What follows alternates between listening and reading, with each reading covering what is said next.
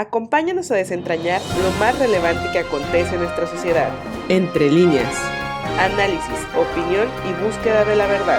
Entre líneas. Amigos, sean bienvenidos una vez más aquí a tu programa Entre líneas. El de la voz, Raúl Ortega González, les saluda y les da la más cordial de las bienvenidas. Y aquí estamos en esta divertida sección de la píldora informativa. El día de hoy veremos la revisión del TECMEC, los ajustes y pormenores. Y acompañándome como siempre, mi estimado Raúl al Cuadrado, ¿cómo estás? Muy bien, mi estimado Raúl, con un tema muy interesante, como siempre, imperdible este tema del TECMEC, porque pues recordemos desde la época del presidente Carlos Salinas de Gortari, aquel 1 de enero, donde entró en vigor el TECMEC, el Tratado de Libre Comercio de México con Estados Unidos, y pues que fue cuando se lanza y aparece a la opinión pública el levantamiento armado de los zapatistas. Del EZLN. Del EZLN, con el famosísimo Guillén, comandante Marcos. subcomandante Marcos. Subcomandante Marcos, Guillén Vicente de apellido, oriundo y exalumno de la UAM Xochimilco. Desde entonces vienen estos dimes y diretes, qué iba a pasar con el Tratado de Libre Comercio, que si lo beneficiaba o no, que si esto y que el otro. Y la verdad es que a lo largo de los años ha venido siendo un buen tratado que nos ha venido a darle mucha continuidad a la producción, a tener México una visión más de ser comprador o nada más exportador de materias primas, a ser un exportador de productos integrados en México, ya armados, ya procesados, hacia Estados Unidos y Canadá. Entonces esta parte ha sido muy importante. Y no por nada, hoy es el tema importantísimo. Dependíamos de muchos vaivenes económicos que iban a pasar en esta negociación periódica que se hace del Tratado de Libre Comercio, del TECMEC, con respecto a quién iba a ganar las elecciones en Estados Unidos. Sí, y fíjate que termina ganando, pues ya lo sabemos ampliamente, el ahora presidente Donald Trump, pero en este segundo mandato pues anticipa, ¿no?, estos cambios significativos que ya lo hizo con las más de 200 órdenes ejecutivas y pues sus perturbadoras relaciones entre México y Estados Unidos, ¿no? Por decir, affair, este romance tóxico que ha venido trayendo, y también inclusive ya le tocó a Canadá, ya lo vimos en caso Colombia, y país que se le ponga, anda como novia tóxica, Estados Unidos, o como novio tóxico, por esta cuestión luego nos vayan a funar de que no agarramos parejos, cualquier pareja tóxica. Bueno, recordando que los republicanos no solo se quedaron con la presidencia, sino también con las mayorías en el Senado y en la Cámara de Representantes, otorgándole al presidente Donald Trump un poder político considerablemente mayor que en su pasada administración. Ahora, esta agenda global, mi estimado Raúl, que plantea de por sí mucho más ambiciosa y agresiva hacia México, puede incluir una agenda pues comercial que cubrirá, y ya lo está haciendo, la revisión o la llamada renegociación del Tratado de Libre Comercio entre Estados Unidos y Canadá, el famoso TEMEC, con un creciente déficit comercial de parte de Estados Unidos, que por ahí hay expertos y hay analistas que consideran que Estados Unidos está maquillando cifras y que sus pérdidas no son tan altas como las que está mostrando. Uh-huh.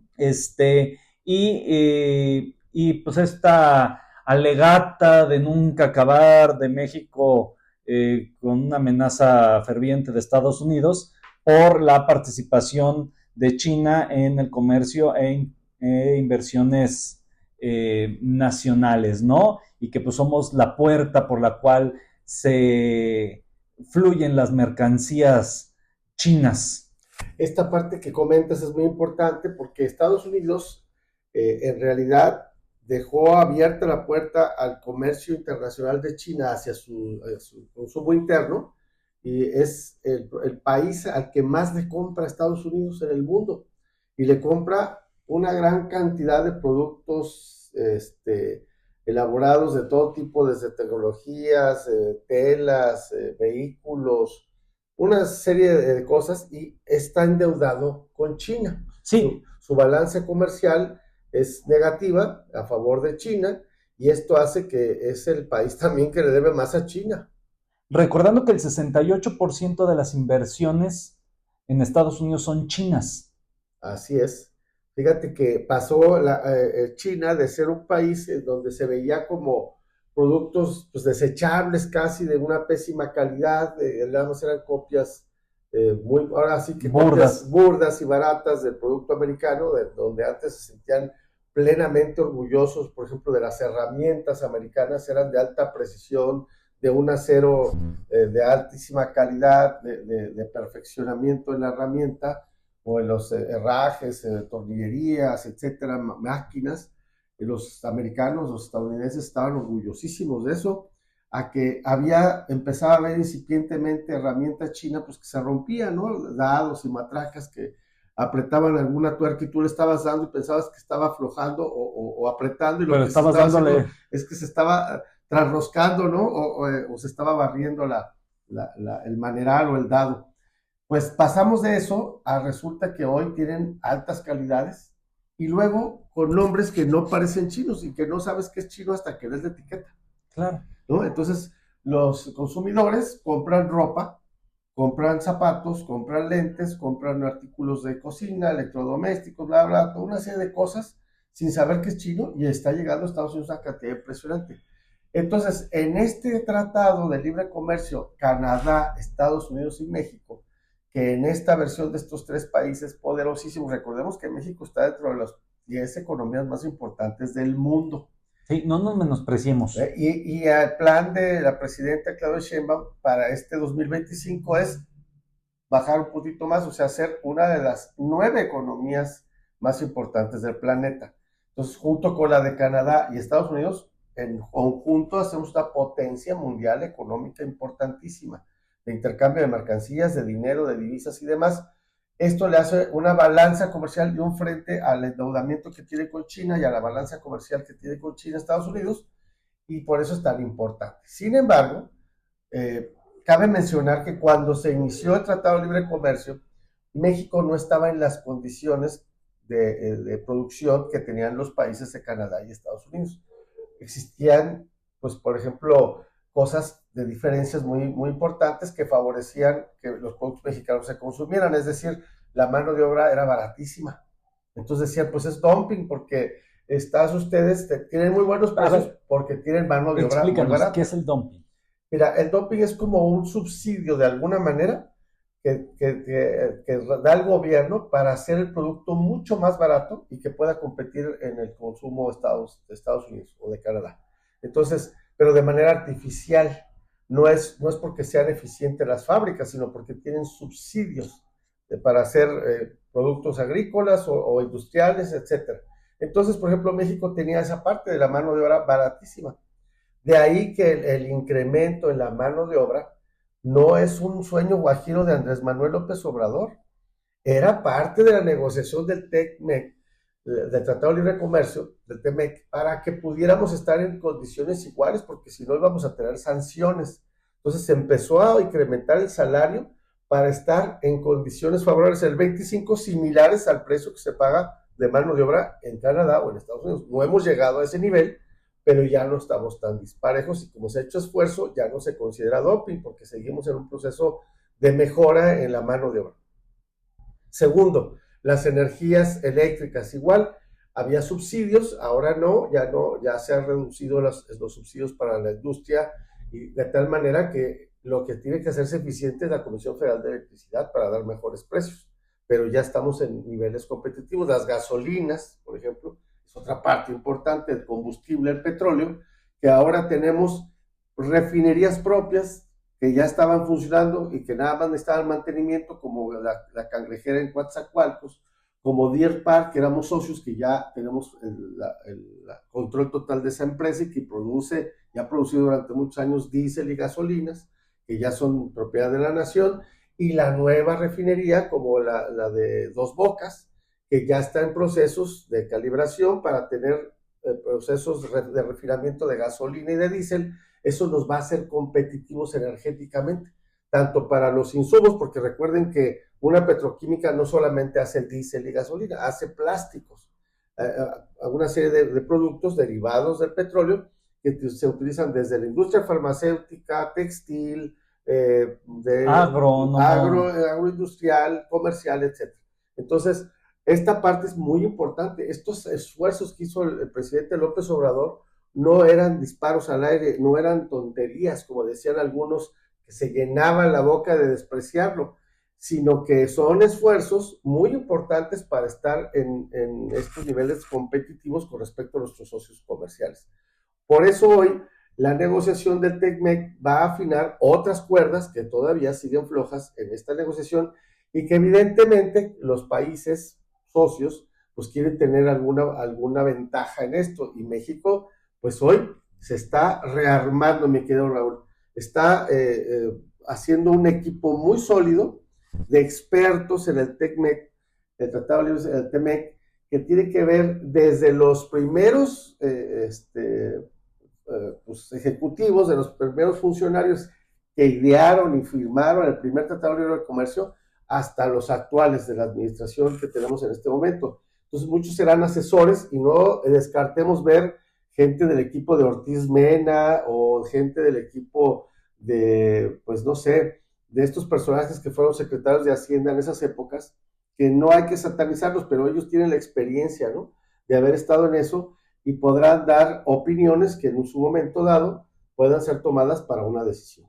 Es correcto. Y ahora hablando pues de esta agenda fronteriza que pues será en la revisión del TECMEC, pues va a cubrir la migración ilegal a Estados Unidos, ¿no? La deportación de migrantes indocumentados, el tráfico de drogas de México a Estados Unidos, y también cabe aclarar el tráfico de drogas también de Canadá a Estados Unidos, aunque sí pues de México, particularmente el fentanilo y sus precursores, el combate a los cárteles mexicanos de la droga y probablemente a las remesas, entre otros temas.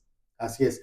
Recordemos que esta parte, mi querido Raúl y queridos amigos que nos escuchan, que es muy importante porque México le tiene concesiones a Canadá de mineras importantísimas que son útiles para Canadá para sus procesos de fabricación de productos terminados, de tecnologías y demás.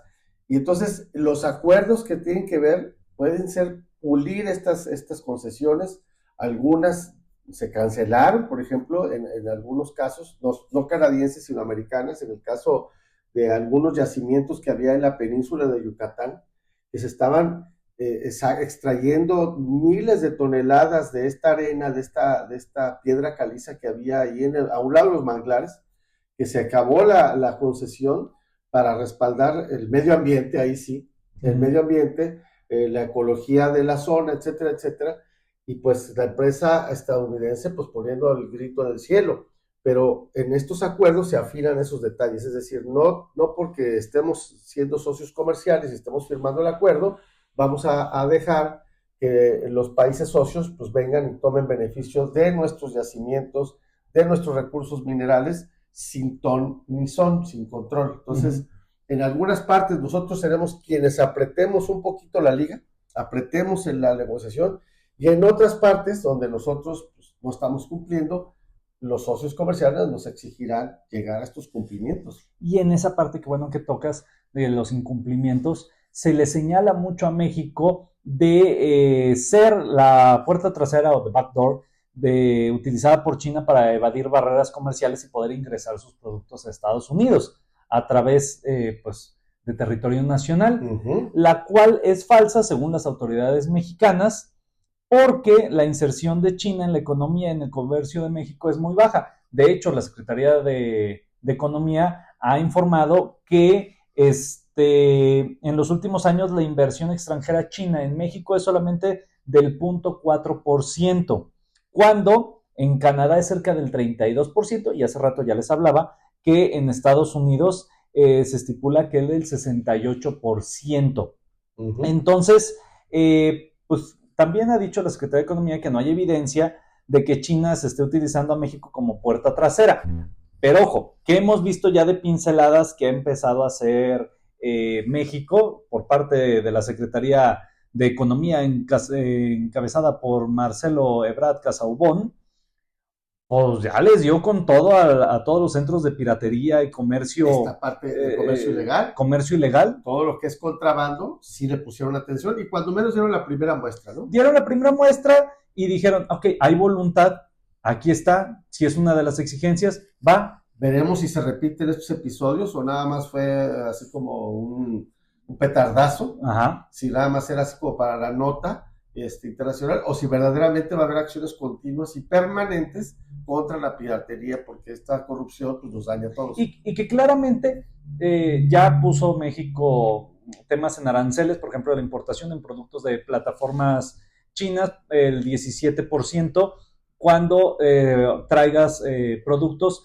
de valor de $50 para abajo, y estamos hablando de $24 cuando sean, 24%, disculpen ustedes, 24% de impuesto cuando las mercancías superen el valor de los $50.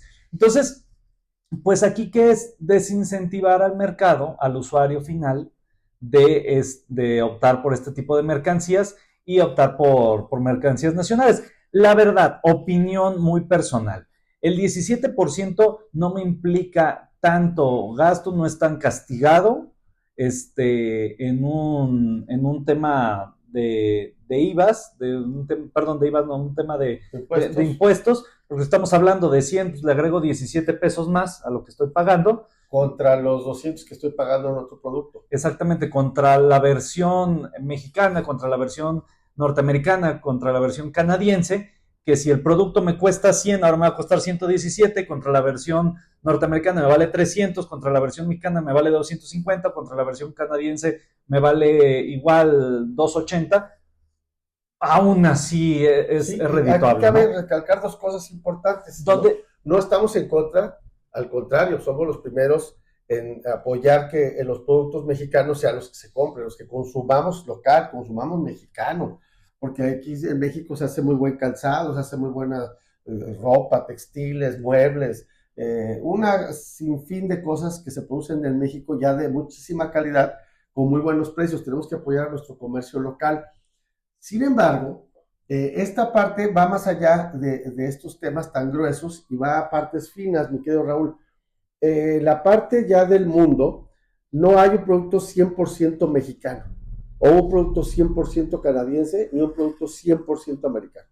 Todos los productos, como este ya es una economía global, tienen componentes de muchas partes del mundo.